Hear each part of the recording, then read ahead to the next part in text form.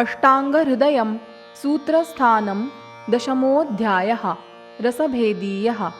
अथातो रसभेदीयमध्यायं व्याख्यास्यामः इति स्माहुरात्रेयादयो महर्षयः। क्ष्माम्भोऽग्निक्ष्माम्बुतेजः ख वायवग्न्यनिलगो निलैः द्वयोल्बणैः क्रमाद्भूतैर्मधुरादिरसोद्भवः। तेषां विद्याद्रसं स्वादु यो वक्त्रमनुलिम्पति आस्वाद्यमानो देहस्य ह्लादनोक्षप्रसादनः। प्रियः पिपीलिकादीनाम् अम्लः क्षालयते मुखं हर्षणो रोमदन्तानामक्षिभ्रुवनिकोचनः। लवणः स्यन्दयत्यास्यं कपोलगलदाहकृत् तिक्तो विशदयत्यास्यं रसनं प्रतिहन्ति च। उद्वेजयति जिह्वाग्रं कुर्वंश्चिमिचिमां कटुः स्रावयत्यक्षिनासास्य कपोलौ दहतीव च। कषायो जडये जिह्वां कण्ठस्रोतो विबन्धकृत् रसानामिति रूपाणि कर्माणि मधुरो रसः। आजन्मसात्म्यात् कुरुते धातूनां प्रबलं बलं बालवृद्धक्षतक्षीण वर्णकेशेन्द्रियौजसाम्। प्रशस्तो बृंहणः कण्ठ्यः स्तन्यसन्धानकृद्गुरुः आयुष्यो जीवनः स्निग्धः पित्तानिलविषापहः। कुरुतेऽप्युपयोगेन स मेधः श्लेष्मजान् गदान् स्थौल्याग्निसादसन्न्यास मेहगण्डार्बुदादिकान्। अम्लोऽग्निदीप्तिकृत्स्निग्धो हृद्यः पाचनरोचनः उष्णवीर्यो हिमस्पर्शः प्रीणनः क्लेदनो लघुः। करोति कफपित्तास्रं मूढवातानुलोमनः सोऽत्यभ्यस्तस्तनोः कुर्याच्छैथिल्यन्तिमिरं भ्रमम्। कण्डुपाण्डुत्वविसर्प शोफविस्फोटतृज्वरान् लवणः स्तम्भसङ्घात बन्धविद्मापनोऽग्निकृत् स्नेहनः स्वेदनस्तीक्ष्णो रोचनश्छेदभेदकृत् सोऽतियुक्तोऽस्रपवनं खलतिं पलितं वलिं त्रुट्कुष्ठविषविसर्पान् जनयेत् क्षपयेत् बलम्। तिक्तः स्वयमरोचिष्णुररुचिं कृमितृड्विषं कुष्ठमूर्च्छाज्वरोत्क्लेश दाहपित्तकफाञ् जयेत्। क्लेदमेदो वसामज्ज शकृन्मूत्रोपशोषणः लघुर्मेध्यो हिमोरूक्षः स्तन्यकण्ठविशोधनः धातुक्षयानिलव्याधिनतियोगात् करोति सः। कटुर्गलामयोदर्द कुष्ठालसकशोफजित् व्रणावसादनः स्नेहमेधः क्लेदोपशोषणः। दीपनः पाचनोरुच्चः शोधनोन्नस्य शोषणः छिनत्ति बन्धान् स्रोतांसि विवृणोति कफापहः। कुरुते सोऽतियोगेन तृष्णां शुक्रबलक्षयं मूर्च्छामाकुञ्चनं कम्पं कटिपृष्ठादिषु व्यथाम्। कषायः पित्तकफः गुरुरस्रविशोधनः पीडनो रोपणः शीतः क्लेदमेदो विशोषणः।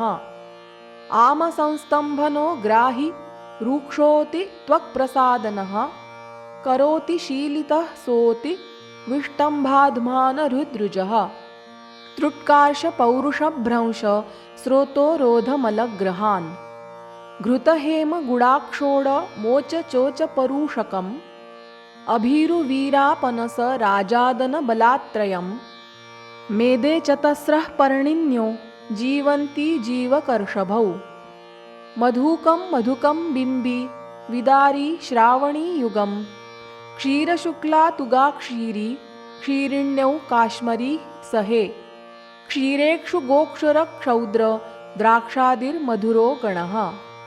अम्लो धात्रीफलाम्लीका मातुलुङ्गाम्लवेतसं दाडिमं रजतं तक्नै चुक्रं पालेवतं दधि।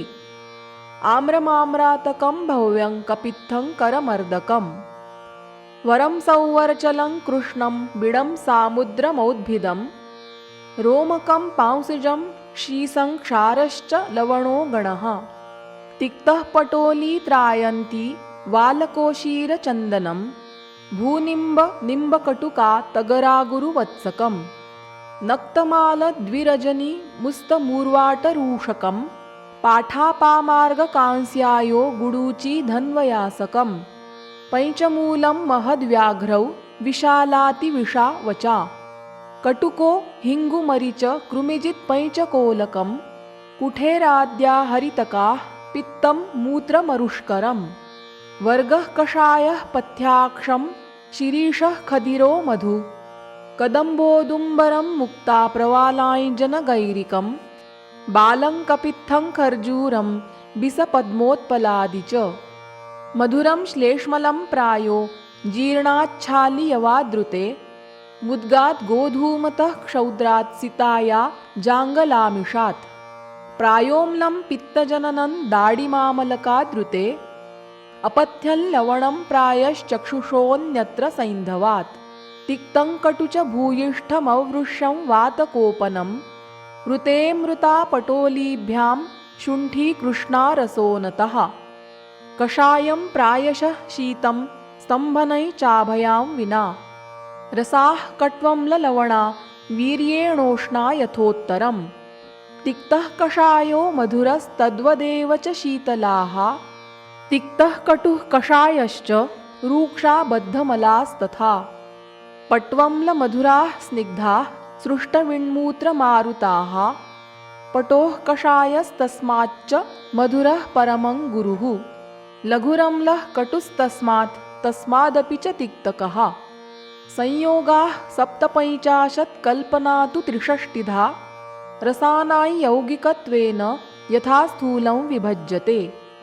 एकैकहीनास्तान् पञ्चदश यान्ति रसाद्विके त्रिके स्वादुर्दशाम्लः षट् त्रीन् पटुस्तिक्त एककं चतुष्केषु दश स्वादुश्चतुरोम्लः पटुः सकृत् पञ्चकेष्वेकमेवाम्लो मधुरः पञ्च सेवते द्रव्यमेकं षडास्वादमसंयुक्ताश्च षड्रसाः षट्पञ्चकाः षट् च पृथग्रसाः स्युश्चतुर्द्विकौ पञ्चदशप्रकारौ भेदास्त्रिका विंशतिरेकमेव द्रव्यं षडास्वादमिति त्रिषष्टिः ते रसानुरसतो रसभेदास्तारतम्यपरिकल्पनाय च सम्भवन्ति गणनां समतीता दोषभेषजवशादुपयोज्याः इति श्रीवैद्यपतिसिंहगुप्तसूनु श्रीमद्वाग्भटविरचितायामष्टाङ्गहृदयसंहितायां सूत्रस्थाने रसभेदीयो नाम 10मोऽध्यायः।